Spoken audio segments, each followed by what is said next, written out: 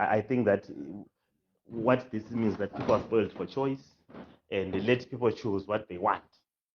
Um, Even in the shops, we have bread from Bakers Inn, bread from Nobels, bread from Proton, but all these are breads that are sold in a shop. So people tend to choose which bread that they like and choose from the basket. So therefore, in terms of parties, also people can choose which party they support. As far as I'm concerned, I think our constitution allows people to the right or grants them the right to associate with any political party of their choice.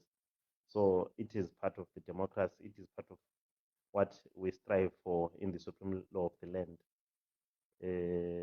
So for me, there is no problem whatsoever to have even 1,000 political parties as long as those people believe in their different ideas and they have a right to form their own entities.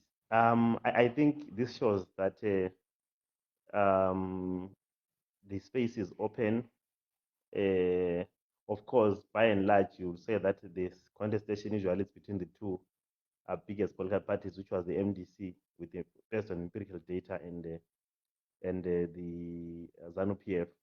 But I think what it means is that perhaps the emergence of many parties that people don't have confidence in the leadership of these parties.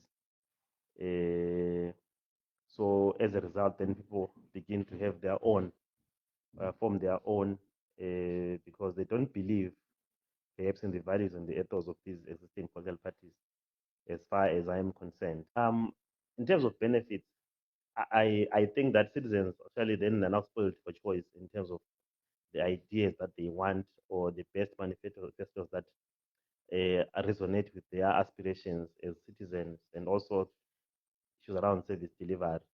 I understand also the notion or the tones that having many parties tend to divide votes, but I think that's an entitlement mentality that I think it must not have room in our society, where people tend to assume that they own citizens, whereas in terms of law and our Bill of Rights, people have got a right to associate, a right to choose a part of their choice. So I think parties must not assume that they are entitled to voters or divide voters, because people have their different preferences in terms of ideologies, in terms of aspirations, in terms of how they envision, in terms of what they want as service delivery or what they should be given in terms of services from political parties, in terms of the structures, in terms of their behavior, in terms of their beliefs. So all these things would mean that people ordinarily have different political party formations, and there is no person who is entitled